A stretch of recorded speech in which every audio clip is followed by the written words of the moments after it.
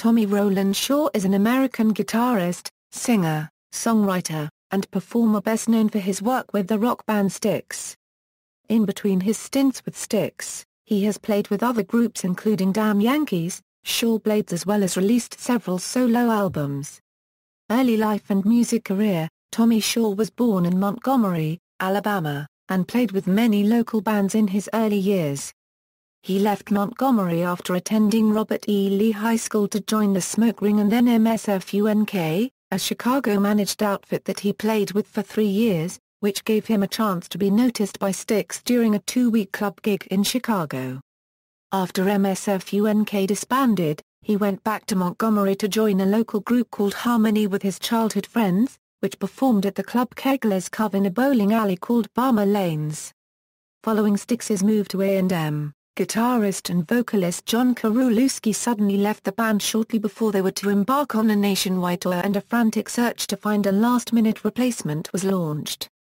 While playing at the bowling alley bar, as a result of his previous experience with MSFUNK in Chicago, Shaw got the call to audition for Styx in Chicago.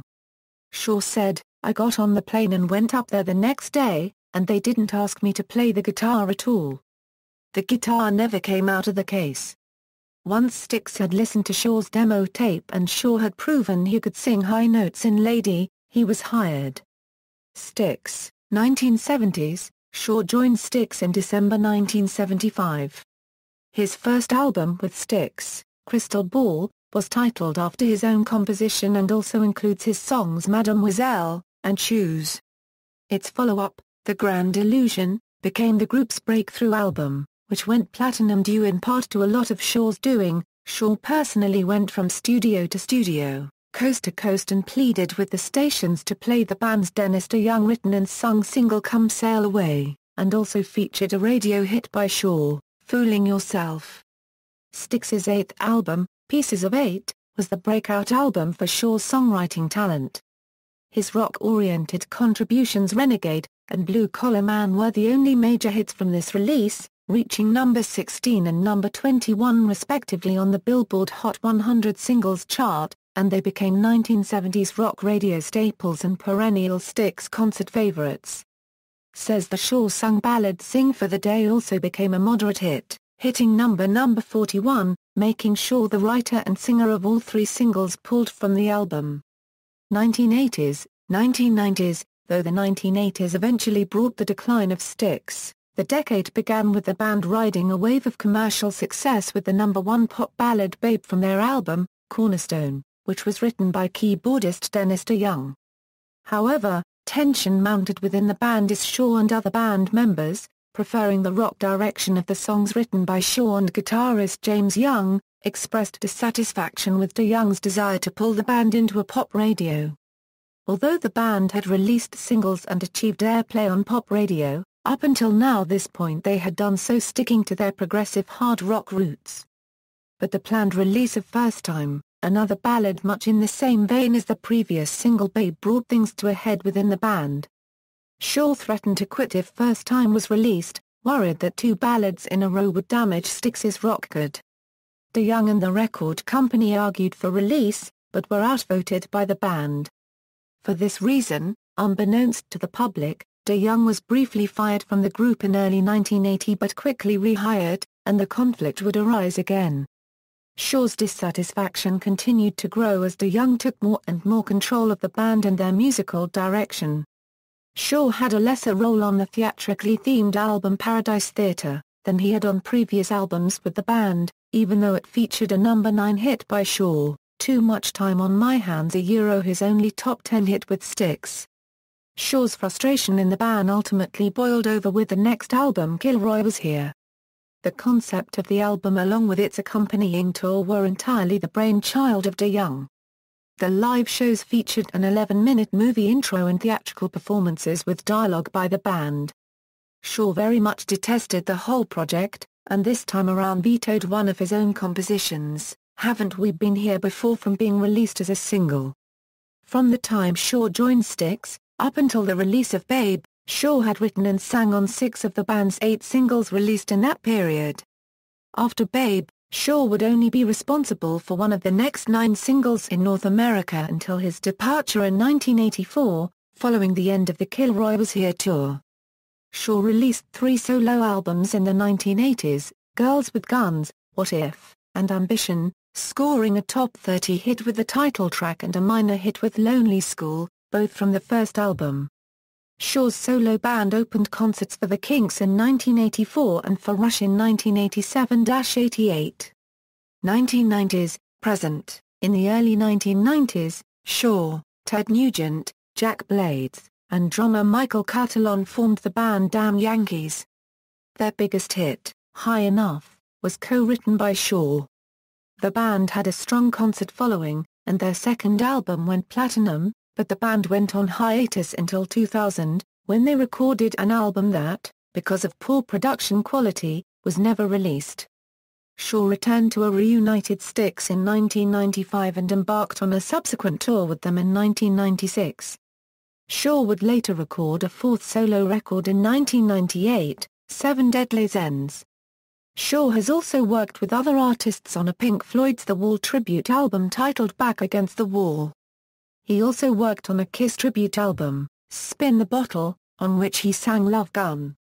On the Queen tribute album Stone Cold Queen, Shaw sang the John Deacon Penn Spread Your Wings. Shaw joined up again with Jack Blades in a duo appropriately called Shaw Blades and released an album entitled Hallucination in 1995. The duo also recorded the classic Christmas song The 12 Days of Christmas, which was released in 2002 on the album A Classic Rock Christmas, a compilation of classic Christmas songs recorded by various classic rock artists. A second collaboration entitled Influence was released in early March 2007 and the duo appeared live on VH1 Classic backed up by Nashville songwriter Gary Burr, then did a short tour in spring 2007. Their repertoire included songs from Night Ranger, Styx, Shaw's solo albums and Damn Yankees. The duo also became a highly sought-after songwriting team for such artists as Aerosmith, Ozzy Osbourne, Vince Neil and Cher. Shaw currently leads a version of Styx along with James J. Y. Young, the only remaining members from Styx's heyday. Upon their reformation in 1996, Styx released the live album Return to Paradise. They went on to record the studio albums Brave New World, Cyclorama, and Big Bang Theory. The band continues to tour throughout the US and Europe, often in co-bill shows with REO Speedwagon, Foreigner, Def Leppard and other classic rock bands. In the spring of 2007, Shaw Blades went on a small, often sold-out tour to promote Influence. The shows were held in smaller venues throughout the United States. The shows featured remakes of 1960s classics and several top hits from Styx and Night Ranger. At the end of a Styx tour, Shaw Blades added a second tour with new dates through the end of 2007. On New Year's Eve 2007, Shaw made a guest appearance with the Trans-Siberian Orchestra in Birmingham, Alabama, where they performed such songs as Blue Collar Man and Renegade, as well as TSO originals. Shaw made his bluegrass debut on at the Grand Ole Opry on March 26, 2011 after the March 22 release of his bluegrass album The Great Divide. Hall of Fame, Tommy Shaw was inducted into the Alabama Music Hall of Fame on February 22, 2008 at their awards banquet held in Shaw's hometown of Montgomery, Alabama at the new Montgomery Convention Center, the construction of which was completed just prior to the ceremony. Personal life: Shaw married his second wife, actress Pamela Donnelly, on February 15, 1986. Their daughter, Hannah, was born July 9, 1987. Pamela and Tommy were divorced December 22, 1993. He married his current wife, Jan Mason, on December 28, 2000. Tommy and Jan's home was featured on Flipping Out Season 5 as Jeff Lewis remodeled it as a rental property. Discography =albums =singles Gear: Shaw mainly uses Fender and Gibson guitars including Gibson Les Paul, Gibson SG, Gibson Explorer, Gibson ES335, Fender Stratocaster, PRSCE, Taylor Solid Body Standard, Taylor 914C acoustic electric guitar. Shaw also plays hammer guitars, including a Hammer 6/12 string double neck, from the early to mid-1990s. He was instrumental in the development of Hammer's duotone guitar. He can be seen playing a Hammett Talladega in the second picture in this article. For effects he uses, Dunlop Crybaby Wah, Boss TU2 Chromatic Tuner, Boss OD3 Overdrive, G-Tech Delay Modeler. References. External links, Tommy Shaw's official website, AMG Discography.